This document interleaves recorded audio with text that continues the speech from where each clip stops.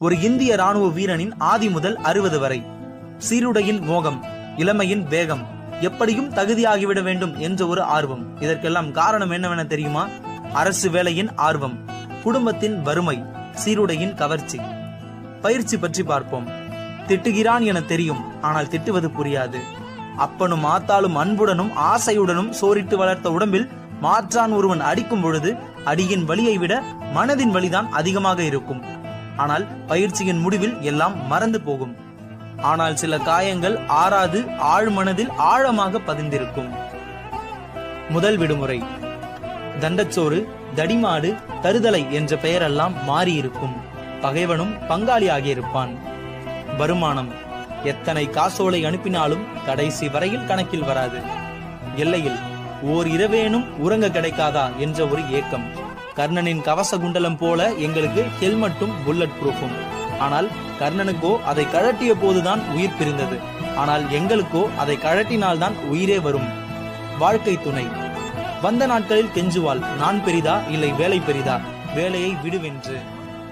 ஆனால் சிறிது நாட்கள் ஆன பின் கேட்பாள், இத்தனை வருட சம்பாத்தியம் எங்கே என்று.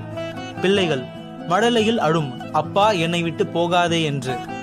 பருவத்தில் கேட்கும், எப்போ போவாய் என்று. கிடைத்தது கொஞ்சம் இடத்தில் அழகாய் ஒரு வீடு, மனைவி, குழந்தைகள், பட்டாளத்துக்காரன் என்ற கர்வமான ஒரு பெயர். 20 வருட பணியின் பின்பு இனியாவது விஆர்எஸ்ஸில் வருவா என கேட்டால் எல்லோரும் கேட்பது, இனி இங்கே வந்து என்ன செய்ய போகிறாய் என்று. நிறைவு.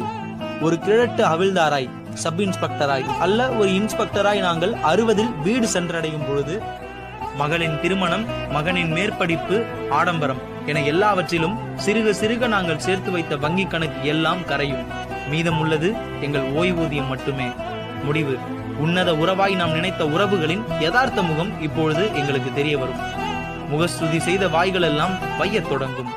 அப்போதுதான் எங்கள் ஈரக்கண்களுக்கு ஒரு உண்மை புரியும்.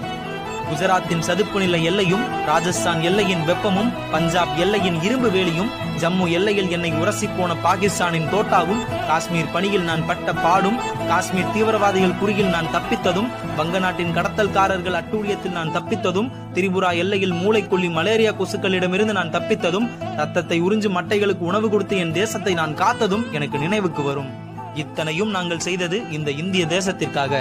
ஆனால் எங்களுக்காக நாங்கள் என்ன செய்து கொண்டோம் என்று யோசிக்கும் பொழுது இதயத்தின் ஒரு ஓரத்தில் லேசான வலி பிறக்கிறது. அதற்கான காரணம் என்னவென்றால், எங்களுக்காக நாங்கள் எதையுமே அனுபவிக்கவில்லை. இருந்தாலும் நாங்கள் பெருமையுடன் உறக்கச் சொல்வோம், நாங்கள் இந்திய ராணுவ வீரர்கள் என்று. தாய் மண்ணே வணக்கம். வந்தே மாதரம். ஜெய் ஹிந்த்.